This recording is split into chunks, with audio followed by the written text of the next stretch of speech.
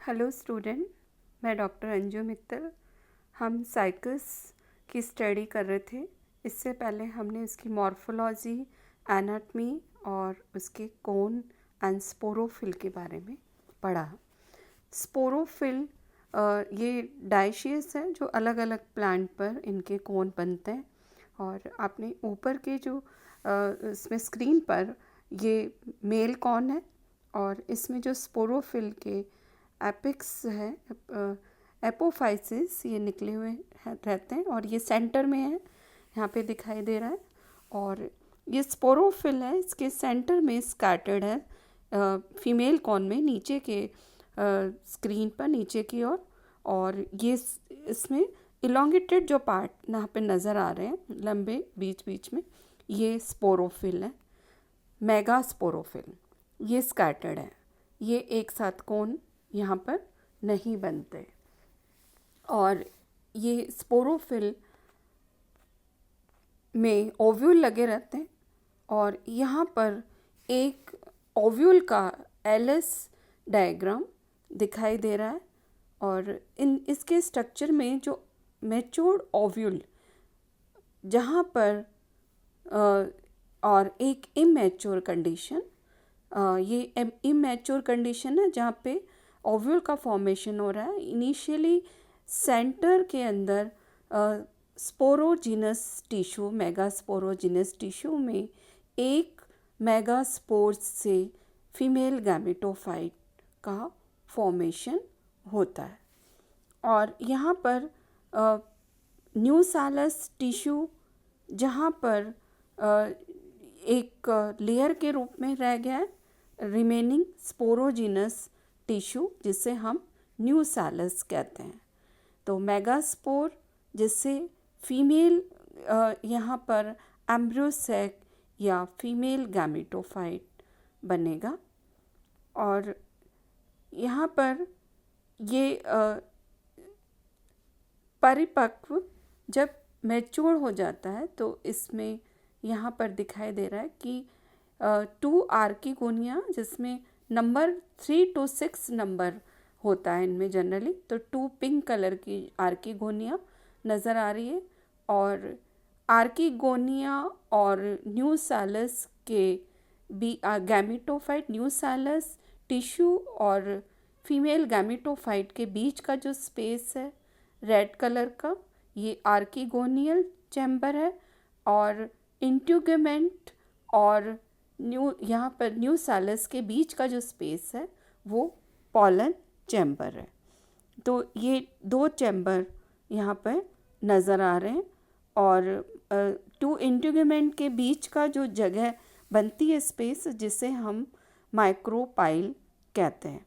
तो pollen chamber जो इंट्यूगमेंट और न्यूसैलस के बीच का है, और गैमेटोफाइट, फीमेल गैमेटोफाइट और न्यूसैलस के बीच में एक स्पेस बनता है जिसे हम आर्किगोनियल चैम्बर कहते हैं। और ये पॉलन ट्यूब्स हैं, ये नज़र आ रही हैं, जो माइक्रोपाइल के थ्रू आकर न्यूसैलस टिश्यू के बीच में ये जर्मिनेट होती हैं। और ये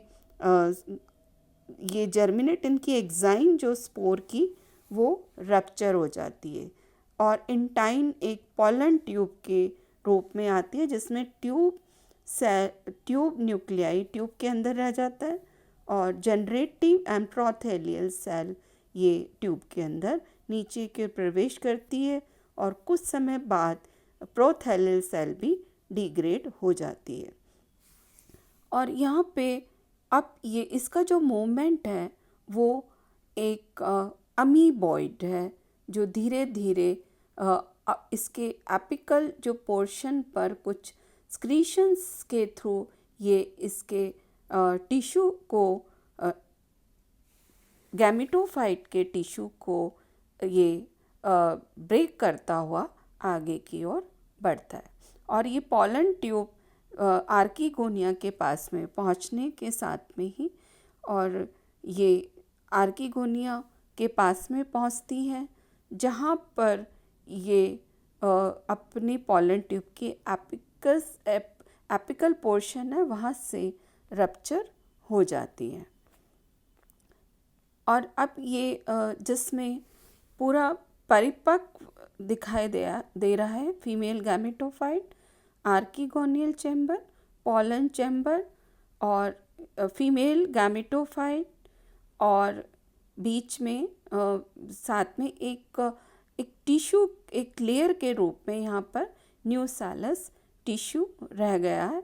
और बाहर की लेयर इंटीगमेंट को 3 लेयर्स में डिवाइड किया गया है। बाहर की लेयर है वो outer fleshy layer, middle stony layer और इनर फ्लैशी लेयर दिखाई दे रही है।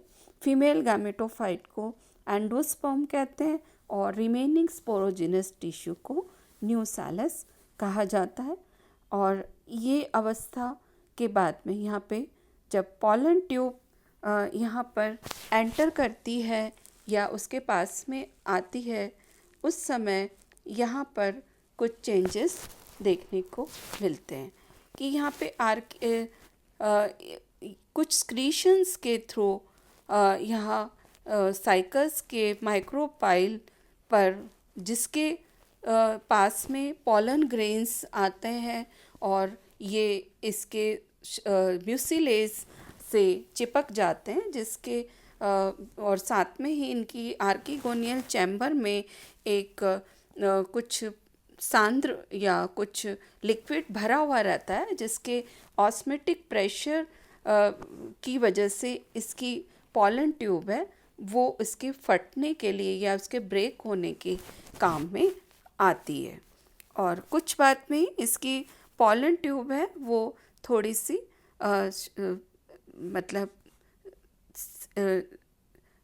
जो एक प्रचंडता के साथ में जो आ रही थी, एक वॉलेंट्री जो आ रही थी, वो थोड़ी सी धीमी हो जाती है। और साथ में उसमें यहाँ पर इसको नलियों को खींच लिया जाता है इसके आर्कीगोनिया की ओर, और ये देन जाइगोट ये आगे बढ़ती हैं, जिसमें वेंटर केनाल सेल ब्रेक हो जाती हैं और ये भी एक म्यूसिलेज बनाती हैं। और यहाँ पर एक से ज़्यादा पॉलन ट्यूब का आना और साथ में ही इसमें ज़्यादा एंथ्रोजोइड्स का आना एक तरह पॉलीस्पर्मी कंडीशन कहलाती है, जिसमें बहुत सारे स्पर्म बन रहे हैं पॉलन ट्यूब ज़्यादा आने से। और ये जो पॉलन ट्यूब आती है, इस पॉलन ट्यूब के अंदर जनरेटिव सेल से 2 सेल बनती है, एक स्टॉक सेल बनती है और एक सेल बनती है बॉडी सेल। बॉडी सेल से 2 फीमेल गैमेट बनते हैं और ये स्पर्म हैं, ये विपरीत दिशा में ओरिएंटेड रहते हैं और ये इनमें मल्टी फ्लैजलेटेड स्ट्रक्चर है। ये बहुत सारे फ्लैजला इसके एपिकल पोर्शन पर रहते हैं। और लेकिन एंथ्रोजोइड्स कंडीशन जिनमें पॉलन ट्यूब भी बन रही है और एंथ्रोजोइड्स भी बन रहे हैं, यानी कि ये जो एंथ्रोजोइड का बनना, फ्लैजलेटेड स्ट्रक्चर बनना एक ओल्ड कैरेक्टर है, जिसके थ्रू ये मूवमेंट करते थे इसके एक्सेल की ओर। लेकिन यहाँ पर क्योंकि पॉलन ट्यूब कैरियर है तो यहाँ पर कोई नीड नहीं थी स्पर्मेटोजोइड जहाँ पे फ्लैजला है।